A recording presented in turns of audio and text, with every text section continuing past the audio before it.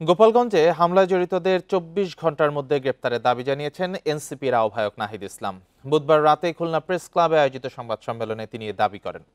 হামলার প্রতিবাদে কাল সারা দেশে এনসিপির বিক্ষোভ সমাবেশের ঘোষণা দেন তিনি। নাহিদ ইসলাম বলেন, হত্যার উদ্দেশ্যেই হামলা চালায় নিষিদ্ধ ছাত্রলীগের কর্মীরা। হামলায় আগ্নেয়াস্ত্র ব্যবহার করা হয় বলেও দাবি করেন তিনি।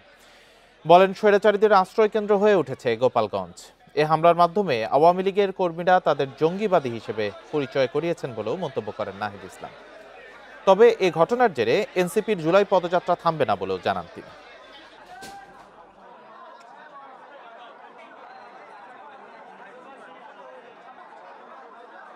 আমাদের গোপালগঞ্জের কর্মসূচিতে হামলা করেছে জাতীয় নাগরিক পার্টি এবং গণ অভ্যুত্থানের নেতৃবৃন্দদের হত্যার উদ্দেশ্যে তারা সেই কর্মসূচিতে জঙ্গি কায়দায় হামলা করে এবং জাতীয় নাগরিক পার্টি আগামীকাল সারা দেশে বিক্ষোভ কর্মসূচি পালন করবে এই সশস্ত্র হামলার প্রতিবাদে।